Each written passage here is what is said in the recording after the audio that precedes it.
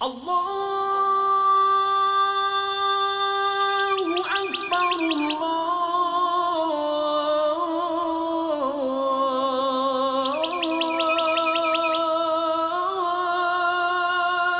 أكبر. الحمد لله الحمد لله الحمد لله الذي هدانا للإيمان والإسلام وجعلنا من أمة محمد عليه الصلاة والسلام وفضل الجمعة على سائر الأيام كما جاء في الأخبار أن الجمعة حج المساكين سيد الأيام. ونشهد أن لا إله إلا الله وحده لا شريك له شهادة موصلة إلى دار السلام. ونشهد أن محمدا عبده ورسوله سيد الأنام صلى الله تعالى عليه وعلى آله وأصحابه برارة الكرام، خصوصا على أبي بكر الصديق وعمر الفاروق وعثمان ذي النورين وعلي المرتضى الأئمة رضوان الله تعالى عليهم أجمعين. أعوذ بالله من الشيطان الرجيم. بسم الله الرحمن الرحيم. يا أيها الذين آمنوا اتقوا الله حق تقاته ولا تموتن إلا وأنتم مسلمون. أما بعد. Bütün maqtavlar hamda sanalar bizni yo'qdan bor qilishi, bizga turli ne'matlar, boyliqlar berib turishi Alloh subhanahu va taolaga maqtovlarimiz, shukrlarimiz bo'lsa edi. Hamindanning haq elchisi, haq habibi, bizni to'g'ri yo'lga yaratib qoldirgan, eng ko'rkam o'rnak ahli bo'lgan payg'ambarimiz Muhammad Mustafa sallallohu alayhi va sallamga ko'ngillarimizni eng to'rlardan chiqqan salovat shariflarimiz bo'lsa edi inshaalloh. Hamda sizga de muhtaram din qardaşlarım, Allah Teala rahmeti, selamı hem bereketi bolsaydı. Hamda Allah Teala iki cuma arasında kılan ezgiliklerden kabullardan kılıp, indi bulgan hata kimşeklerimizin affu eyleseydi inşallah. Hamda sizga de muhtaram din qardaşlarım, Allah Teala'nın selamı bulup indi sizni İslam dininin kürkem selam bilen selam bileyim. Esselamu aleyküm ve rahmetullahi ve berekatuhu. Indi bugünkü vaazimizde inşallah ilim alı turu fazilet, ilim alı turunda ilim alının faziletler turunda silep gitarız inşallah. Kur'an-ı Kerim'de mesela 70'ten artık orunda ilim sözü kile. Haminde Allah Teala'nın birinci ingen ayeti de oku degen. Haminde bunda Kur'an okup bilen gine şeklenmi, bunda köpke tirenerek ma'na yata. Mesela Kur'an okup anda bulgan mindi bolsa malumatlar fikirlep, anlap, Allah Teala'nın kılgan şu köklerge jirlerge qarab saqlanıp Allah Teala turunda fikirler oyla deganni anlattı derstende.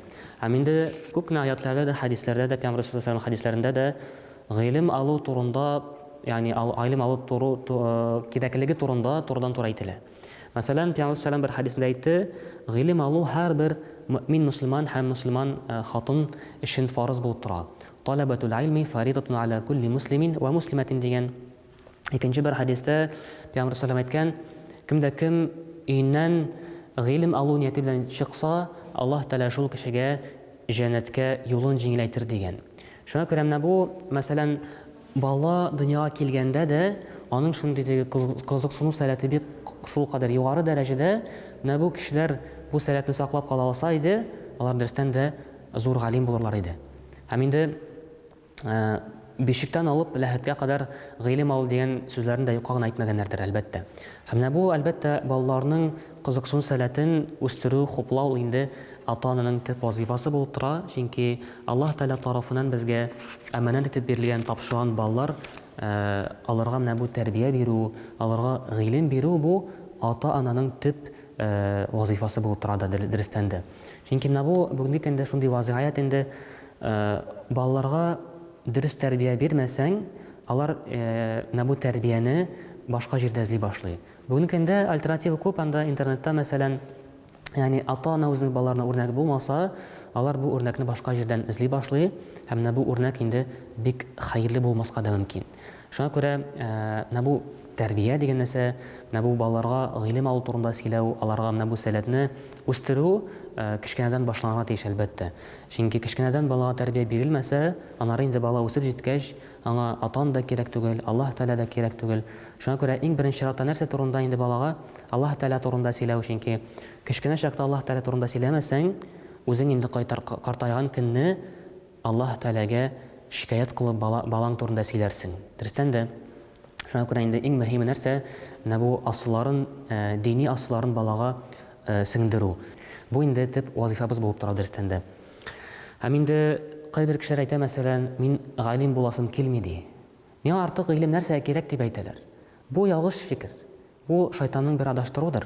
Çünkü özün her bir Müslüman deyip sanagan kişi ana ilim alı farz bulup tura. Çünkü Kur'an-ı Kerim İslam dini olturmuş şavuşu. Тормыш рәвеше Коръән Кәрим бу тормыш рәвешенә аңлатма кагыйдәләр булып тора. Пәйгамбәрнең сөннәте бу кагыйдәләрнең аңлатмасы да булып тора дөрестәндә. Яни Коръән Кәрим һәм Пәйгамбәрнең сөннәте ул безнең тормыш рәвешенең бер аңлатмасы булып тора, кагыйдәләр булып тора. Аллаһ Тәала Коръән Кәримдә безгә бөтен мәгълүматны биреп калдырган.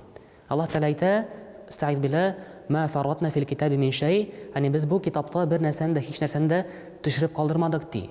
Яни Аллаһ Тәала безгә бөтен нәрсәне аңлатып биргән, ләкин әгәр дә кеше нинди булса мәгълүматны таба алмый икән, димәк Аллаһ Тәала моны әле теләми, яисә моның вакыты җитмәгәндер әле. Шуңа күрә бер шундый вакыйга бар инде, кызык бер кеше бер галимгә килә дә һәм сорый: "Менә ди, син әйтәсең ди, Коръәндә бөтен нәрсә аңлатылган ди, бөтен нәрсә аңлатылган, бөтен нәрсә бар ди, бөтен мәгълүмат бар ди.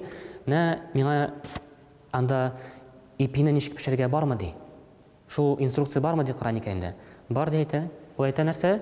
Шул галим: "Фас'алу ахла зикр ин кунтум ла та'ламун" ди. Әгәр дә белмәсәң ди, гыйлем иясенә барып сора ди. Менә Аллаһ Тәала әйткән, яни белмәсәң ди, гыйлем иясенә барып сора ди. Шуңа күрә ипи пешерә телисең икән, ипи пешерүче янына бар да сора ди. Шуңа күрә бу теге кызык бер мәзәк шикелле инде, ләкин бу дөрестән дә хак сүзле. Һәм инде дин нигезләрен өйрәнү ул галим булу өчен түгел. Галим булу өчен түгел. Чөнки һәрбер безнең тормышыбыз максаты ул Аллаһ Тәала әйткәнчә гыйбадәт кылу. Тормышыбызның максаты гыйбадәт кылу. Гыйбадәтнең үзенең шартлары бар. Намаз укырга телибез икән, тәһарәт алырга кирәк. Тәһарәтнең тәртибе бар, тәһарәтнең шартлары бар. Тәһарәт дөрес булмый икән, намазың да дөрес түгел. Закатын түләргә вакытың җитте икән, закатның хөкемнәрен белергә кирәк. Сәфәргә чыгасың икән, мусафирның хөкемнәрен белергә кирәк.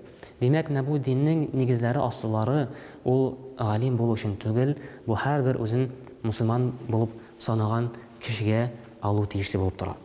Әлбәттә инде монда дин белеме белән генә шикләнергә кирәк түгел. Чөнки дөньяви гыйлемдә, дини гыйлемдә алар бер-берсен туландырып тора, бер-берсен өйрәнеп тора. Чөнки Аллаһ Тәаләнең расәтеннән башка агачтан бер яфрак та төшми.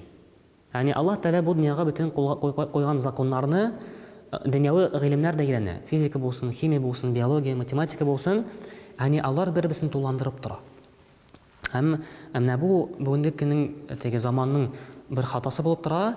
Дини белгечләр алар дөньяви гыйлемне алырга тырышмый, инде дөньяви белгечләр алар инде дини гыйлемне алырга тырышмый. Бу бер заманның бер хатасы булып тора. Һәм алар ике өлкәдә дә бергә эшләргә тиеш. Чөнки бер-берсен туландырып тора, әйткәнемчә инде. Әгәр дә тарихны карасак, мәсәлән, мусульман дөнья галимнәрен нинди алар эз калдырганнар, без гаҗәпләнербез. Дөрестән дә мусульман галимнәре үз вакытында төрле өлкәләрдә зур ачышлар ясаган. Монда онытмаска кирәк. Мәсәлән, инде шул ук беренче хастахана ислам дәүләтендә барлыкка килә. Шул ук мәсәлән, йолдызларның нокталарын табып, алар арасындагы араларын үлчәргә кораллар үзләштерә, алгебра фәненә нигез салалар, медицина ягыннан үсеш ала. Димәк, мусульманнар үз вакытында дини гыйлемне яхшы белгәнгә күрә, дөньяви гыйлемне дә тырышлык күрсәткән күрә, Аллаһ Тәала шундый уңыш биргән. Аларның хезмәтләре мусульман илләрендә генә түгел, бөтен Европа илләрендә дә кулланылган хезмәтләр. Шуңа күрә моны да истә тотарга кирәк, һәм әлбәттә бу Аллаһ Тәаләнең бер рәхмәте, бер ярдәме нәтиҗәсендә әлбәттә. Шуңа күрә инде менә бу белем алда да әлбәттә дөрес ният булырга тиеш. Менә бу гыйлем алам ни өчен мин кешеләр алдында нинди мин галим, нинди мин белемле дип әйтер өчен түгел, бу фақат Аллаһ Тәала ризалыгы өчен. Чөнки Пәйгамбәр саллаллаһу алейһи әйткән бер хадисендә, кеше кыямәт көнендә бер урыннан да кузгала алмас, 4 әйбер турында җавап биргәнче. Һәм аларның берсе нәрсә? Гыйлем диде. Гыйлем, яни аларны ничек алды һәм кая кулланды, менә бу турында җавап бирмичә кеше урыннан да кузгала алмас дигән. Шуңа күрә менә бу гыйлем алу динебездә бик зур әһәмияткә ия, һәм инде бик зур игътибар моңа бирелә дөрестән дә. Ләкин әлбәттә гыйлем алу авыр эш дип ташлаучылар да күп. Монда инде нинди ният белән керешәбез, шул ният белән Аллаһ Тәала рәхмәтенә ирешәбез дөрестән дә. Шуңа күрә менә бу гыйлемгә омтылышны әлбәттә балаларга кечкенәдән салырга кирәк, аларга гыйлем сөючәнлек бирергә кирәк. Һәм әгәр дә мәсәлән өлкән буынга карасак инде картларга, алар инде зарлана, мәсәлән, менә хәтерем начар дип, зәгыйфь. Моңа да зарларга кирәк түгел. Чөнки барысы да Аллаһ Тәгалә рәхмәте белән. Чөнки 60-та да, 70-тә дә, 80-дә дә яңа инде булса һөнәр, инде булса үзләштергән эш, картлар да бар. Шуңа күрә монда нәрсә кирәк? Башлап китү генә кирәк. Чөнки гарәпләрнең шундай әйтем бар, башланган эш, беткән эш дигән әйтем бар. Шуңа күрә Аллаһ Тәгалә бу гыйлемнәрне алып кына түгел, аны файдасын да күреп, файда да китерсен. Ягъни кешеләргә дә әз-мәз белсәң дә өйрәтеп калдырсаң, бу бер садакатул җария шикелле була, ягъни агып торучы садака була да ул. Дөрестән дә кеше ни булса хезмәт кылдырса, гыйлем кылдырса, һәм аның үлемнән соң кеше бу гыйлемнәрне үзләштерсә, кулланса, аңа да савап барып торачак иншалла. Шуңа күрә Аллаһ Тәгалә менә бу гыйлем алу юлында һәр кайсыга да җиңеллек биреп, инде аның нәтиҗәсен күреп, инде бу үсеп килгән, мәсәлән, буыннарга да, балаларга да шуны җиткерә алсак иде иншалла. Аллаһ Тәгалә рәхмәте белән, игътибарыгыз өчен рәхмәт.